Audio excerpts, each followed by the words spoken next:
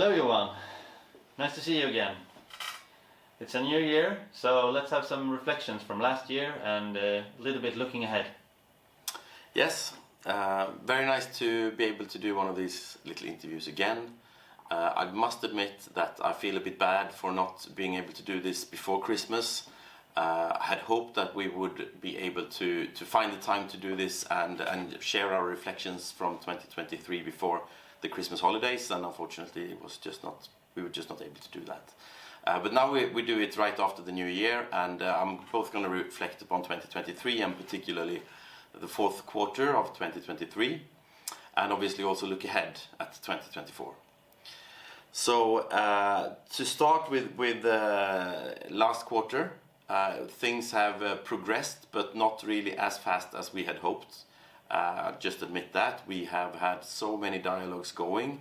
We were very confident that we would be able to land some things before Christmas, and it has just taken a little bit longer than we had hoped.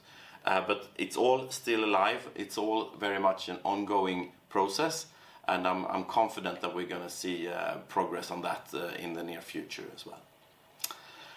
I've also had quite a few questions come from our owners about what's going on with the proposal that we have submitted. The challenge here is that we are both working together with partners and customers who are listed companies and quite often much bigger than ourselves, and therefore we are very restricted to what we can communicate and not when it comes to proposals like these. But what I can share is that the proposal that we sent through quite a few months ago now, that has obviously been well received by the customer, but in Q4, end of Q4, this customer sold this license to another oil and gas operator who are now going to develop this gas field, and obviously have also to consider our proposal from now on. So I think the good news is that this project will be developed. Whether the customer chooses our solution or not, we will still have to wait a little bit longer to see. But that proposal is very much still alive. We have also worked with several other proposals, and we have worked with our partners that we have delivered the first proposal with as well to also approach new projects like this. So on the technology side, we have lately looked into a new model, a larger wind turbine model that we think can be quite a bit bigger than the previous two.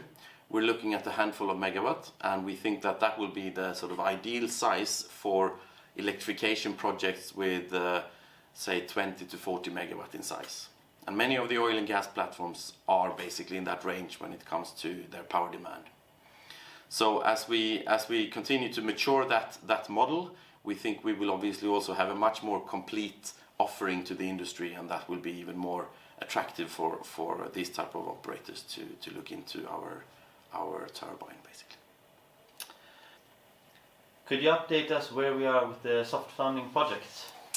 Absolutely. So the most important project for us is the grant that we have received from the Swedish Energy Authority, and that is tied to the S2X project that is under development. And we have a very good and positive and ongoing dialogue with the Swedish Energy Authority. It has been revolving around the updated project plan and some of the delays and some of the sort of stretched project development process.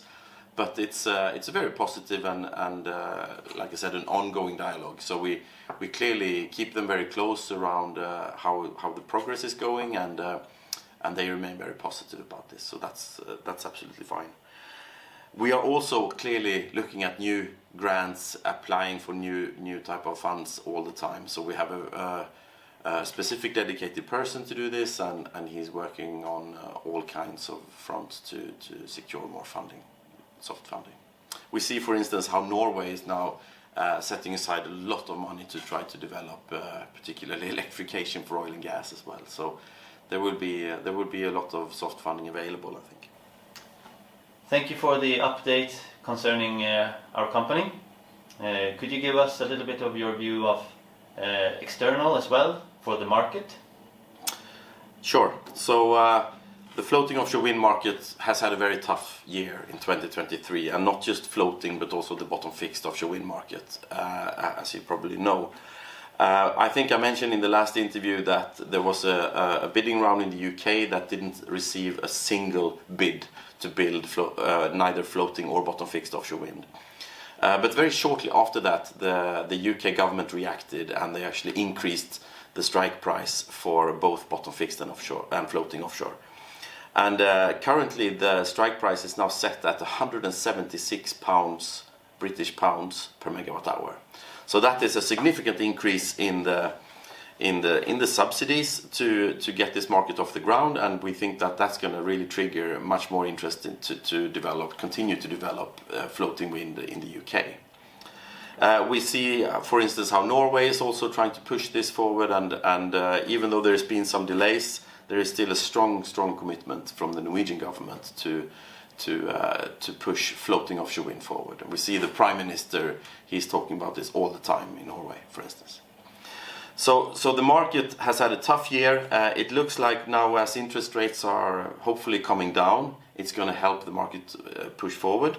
But in parallel to that, we also clearly see the decarbonization and electrification as a very, very strong momentum now. And also after the COP28, we saw commitments from all around now.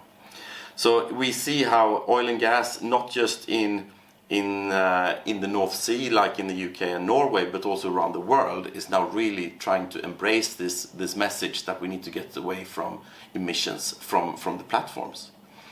So we have really seen a strong interest now, and we have actually taken the decision to put people on the ground in Brazil, in Scotland, and we're also looking to put people on the ground in Asia as well to meet this demand. So I think now that while we could sort of manage this interest centrally before, we now actually need to be closer to the clients and take it to the next step to really push this forward, and also to build the scale that we need, so that even if each project could only involve a few turbines combined, there could be also much more volume that would then also continue to reduce the cost for each turbine, and obviously then also strengthen our value proposition. So I'm very happy to see this interest now, and I think given the fact that we will have a much more complete offering now with a couple of different models, different sizes, and different type of applications, we can